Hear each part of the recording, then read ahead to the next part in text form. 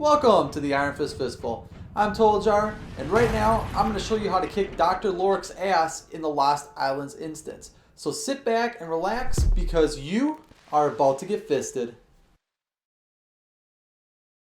So starting off this fight, you have Doctor Lorrick who's starting to spurt tentacles all over himself like a bad Japanese porno.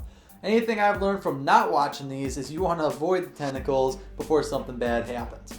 So when the fight starts off, here's what's going to happen exactly. He's going to kind of run down and around your tank and pull him off in any direction. What we like to do is kind of get him in the area of the first tank that his assistant is in. I'll explain the assistant and everything to you in a couple minutes, so just kind of bear with me. So we'll go and we'll kind of tank and spank, do our thing, and our tank is going to be dancing around the guy the entire time. The reason you want this is because he has these Sapo charges that he likes to throw out. I believe it's 4 at a time, and if all 4 of these land on your tank, his ass is grass. Same thing with your melees. They need to be dancing around the guy at all times to avoid this, the Sapo charges, or whatever the hell they're called. So just make sure you're kind of going around in a circle, DPS, and you never want to sit still for too long. He's going to be throwing around sporadically these like green ass ooze that's going to be all over the ground, okay? This shit is like herpes. You want to avoid this for your life. Best way to do this one is when you see him throw down that target reticule or anything else, you want to run out of there instantly. If you're in the middle of an attack, a heal, anything else, if it's not a 100% necessity that you get that off, you want to get out of there. The reason for this is because it applies a stacking debuff to you that is uncleansable and constantly diminishes your health over time. So just make sure you run out of it and you'll be perfectly fine to go. Anyway, so what he's going to do is after, I believe, down to about 75-ish% or so, he's going to run over to his first assistant. He's going to start breaking him out from behind, but when he starts this, the tank is attackable. So what you want to do is actually go and start beating the shit out of this tank and taking down as much health as possible, or hell, even kill it. However much DPS you have, I mean, you never know. So when this tank gets down to low enough health, or if it dies or anything else, eventually this assistant's going to pop out.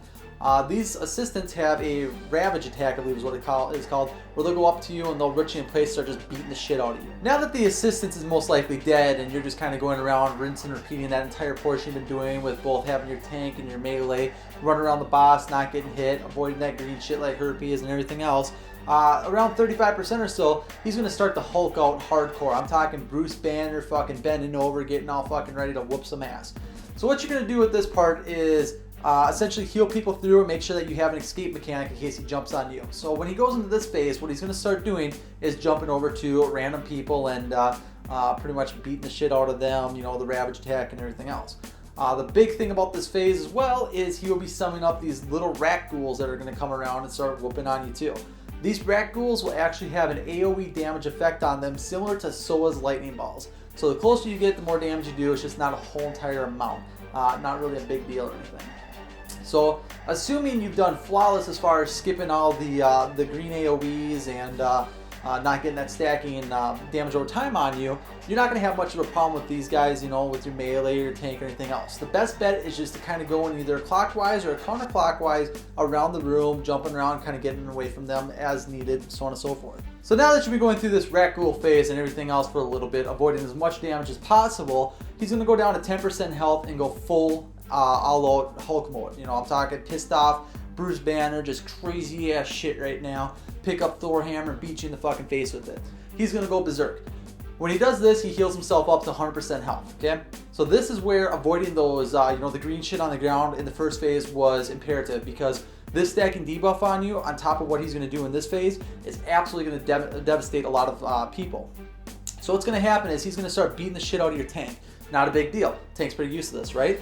However, once about every 3 seconds or so, he does an AoE. This AoE is a stacking debuff that just absolutely dwindles your health completely down. You're going to get up to about 6 stacks or so, it's going to be unhealable and you're going to die. As a matter of fact, in the video we have playing on here, I believe 3 of us end up dying in the end because the damage just becomes too much and our tank ends up finishing them off. But in a nutshell, that is the entire Doctor Lorrick fight in the Lost Isles instance. So thank you for joining us, and you have just been fisted.